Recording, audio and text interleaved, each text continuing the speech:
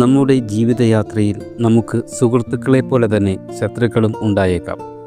എന്നാൽ അവരെ നേരിടേണ്ടത് ആയുധങ്ങൾ കൊണ്ടല്ല, മറിച്ച് അറിവും ബുദ്ധിയും കൊണ്ടാണ്. ശത്രുക്കളെ ഫലപ്രദമായി നേരിടാൻ സഹായിക്കുന്ന ചില വഴികളാണ് നമ്മൾ ഇന്ന് ഈ വീഡിയോയിലൂടെ ചർച്ച ചെയ്യുന്നത്. ഒന്നാമത്തെ വഴി ആത്മനിയന്ത്രണം പാലിക്കാൻ പഠിക്കുക എന്നതാണ്.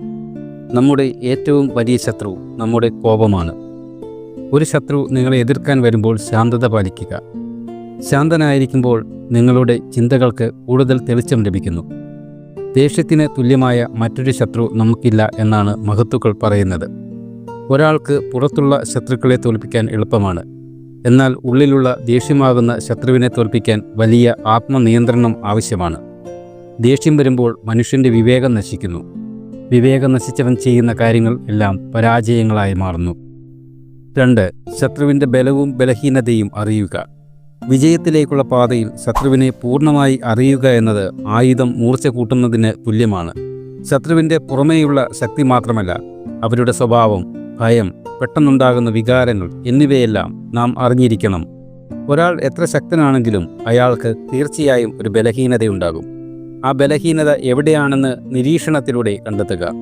ശത്രുവിൻ്റെ നീക്കങ്ങളിലെ ആവർത്തനങ്ങളും അവർ വരുത്തുന്ന പിഴവുകളും ശ്രദ്ധിക്കുന്നത് വഴി അവരുടെ അടുത്ത നീക്കം മുൻകൂട്ടി കാണാൻ നിങ്ങൾക്ക് സാധിക്കും. 3. നിങ്ങളുടെ ബലഹീനതകൾ ആരോടും വെളിപ്പെടുത്തരുത്. നിങ്ങളുടെ കുറവുകൾ ശത്രുവിന് മുന്നിൽ ഒരിക്കലും തുറന്നു കാട്ടരുത്. ആമ തൻ്റെ തോടിനുള്ളിൽ സുരക്ഷിതനായിരിക്കുന്നത് പോലെ നിങ്ങളുടെ രഹസ്യങ്ങളും പദ്ധതികളും നിഗൂഢമായി സൂക്ഷിക്കുക.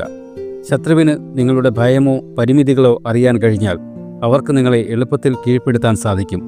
നിങ്ങളുടെ അടുത്ത നീക്കം എന്താണെന്ന് ആർക്കും ഊഹിക്കാൻ കഴിയാത്ത വിധം നിഗൂഢത നിലനിർത്തുക. വികാരങ്ങളെ നിയന്ത്രിക്കുകയും മുഖഭാവങ്ങളിൽ പോലും നിങ്ങളുടെ ചിന്തകൾ പ്രകടിപ്പിക്കാതിരിക്കുകയും ചെയ്യുന്നത് നിങ്ങളെ കൂടുതൽ ശക്തനായി കാണപ്പെടാൻ സഹായിക്കും. അറിഞ്ഞുകൂടാത്ത ശത്രുവിനേക്കാൾ അപകടകാരിയാണ് നിങ്ങളുടെ ബലഹീനതകൾ തിരിച്ചറിഞ്ഞ ശത്രു എന്ന് ഓർക്കുക. 4. സ്വയം കരുത്തനായി മാറാൻ പ്രയത്നിക്കുക.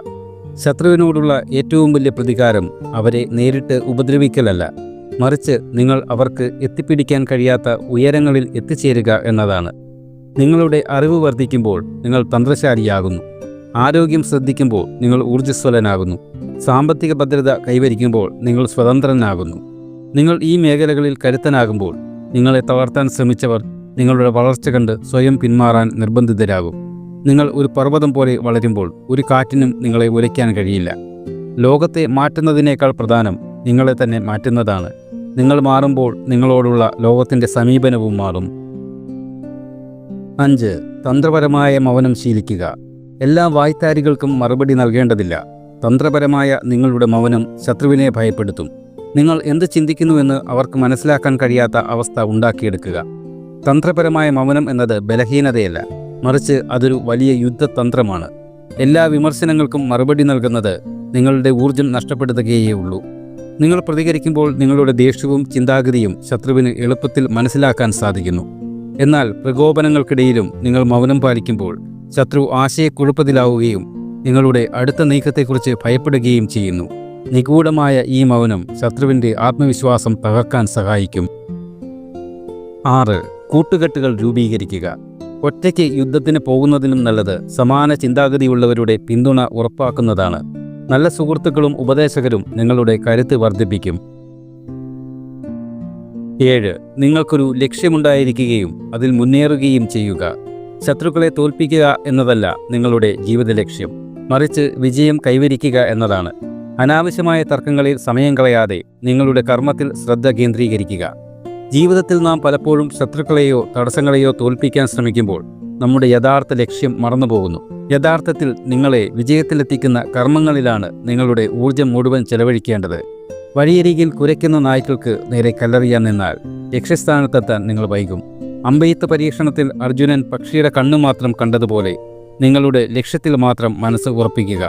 ശത്രുവിനെ പരാജയപ്പെടുത്തുക എന്നതിലുപരി നിങ്ങൾ ഉദ്ദേശിച്ച സ്ഥാനത്ത് എത്തിച്ചേരുക എന്നതാകട്ടെ നിങ്ങളുടെ പോരാട്ടം. നിങ്ങളുടെ വളർച്ചയും വിജയവുമാണ് നിങ്ങൾ ലോകത്തിന് നൽകേണ്ട ഏറ്റവും വലിയ മറുപടി. 8. ബുദ്ധിപരമായ നീക്കങ്ങൾ നടത്തി മുന്നേറുക. ശാരീരിക ശക്തിയേക്കാൾ ബുദ്ധിശക്തിക്ക് പ്രാധാന്യം നൽകുക. ചാണക്യൻ പറയുന്നത് ബുദ്ധിപൂർവ്വം പ്രവർത്തിച്ചാൽ ഒരു ചെറിയ ഉറുമ്പിന് പോലും ആനയെ തോൽപ്പിക്കാൻ കഴിയും എന്നാണ്. ശാരീരികമായ കരുത്തിനേക്കാൾ ഒരാളെ യഥാർത്ഥ വിജയിയാക്കുന്നത് അയാളുടെ ബുദ്ധിശക്തിയും തന്ത്രപരമായ നീക്കങ്ങളുമാണ്. വലിയൊരു പ്രതിസന്ധിയെ നേരിടാൻ പേശീബലം മാത്രം പോരാ, മറിച്ച് സാഹചര്യങ്ങളെ വിശകലനം ചെയ്യാനുള്ള കഴിവും കൃത്യമായ പ്ലാനിങ്ങും ആവശ്യമാണ്. ശത്രുവിൻ്റെ വലിപ്പത്തിലല്ല, മറിച്ച് അവരുടെ ബലഹീനത എവിടെയാണെന്ന് തിരിച്ചറിഞ്ഞ് അവിടെ ബുദ്ധിപൂർവ്വം പ്രഹരിക്കുന്നതിലാണ് വിജയം ഒളിഞ്ഞിരിക്കുന്നത്. കരുത്തിനേക്കാൾ കൗശലം ജയിക്കുന്നിടത്താണ് യഥാർത്ഥ തന്ത്രജ്ഞൻ ജനിക്കുന്നത്. 9. ആരെയും നിസ്സാരന്മാരായി കാണരുത്. ശത്രു ചെറുതാണെങ്കിലും വലുതാണെങ്കിലും ജാഗ്രത ഉള്ളവരായിരിക്കുക. വളരെ ചെറിയ ഒരു തീപ്പൊരി മതി പടുക്കൂറ്റൻ വനത്തെ മുഴുവൻ ചാരമാക്കാൻ എന്നത് പ്രകൃതി നമുക്ക് നൽകുന്ന വലിയൊരു പാഠമാണ്. അതുപോലെ തന്നെയാണ് നമ്മുടെ ജീവിതത്തിലെ ചെറിയ ശത്രുക്കളും പ്രശ്നങ്ങളും. അവരെ ചെറുതെന്ന് കരുതി അവഗണിക്കുന്നത് പിന്നീട് നിയന്ത്രിക്കാനാവാത്ത വലിയ അപകടങ്ങളിലേക്ക് നയിച്ചേക്കാം. പൂർണ്ണമായ ഉണർവോടും ജാഗ്രതയോടും കൂടി ഓരോ ചുവടും മുന്നോട്ട് വയ്ക്കുക. ശത്രുവിൻ്റെ വലിപ്പത്തിലല്ല, മറിച്ച് നിങ്ങളുടെ ജാഗ്രതയിലാണ് നിങ്ങളുടെ സുരക്ഷിതത്വം ഇരിക്കുന്നത്. ഒന്നും അപ്രധാനമല്ലെന്ന് തിരിച്ചറിയുന്നവനാണ് യഥാർത്ഥ ബുദ്ധിമാൻ. ഇന്ന് നമ്മൾ പങ്കുവച്ച ഈ കാര്യങ്ങൾ പ്രാവർത്തികമാക്കിയാൽ അത് നിങ്ങളുടെ ജീവിതത്തിൽ ഗുണപരമായ മാറ്റങ്ങൾ കൊണ്ടുവരുമെന്ന് തീർച്ചയാണ്. അറിവുകളാണ് നമ്മളെ കരുത്തന്മാരാക്കുന്നത്. ഇത്തരം പുതിയ അറിവുകൾക്കായി ബോധിനിയുസ്തം ചാനൽ വരിക്കാരാകാനും ഈ വീഡിയോ മറ്റുള്ളവരിലേക്ക് പങ്കുവെക്കാനും മറക്കരുത്. നന്ദി, നമസ്കാരം.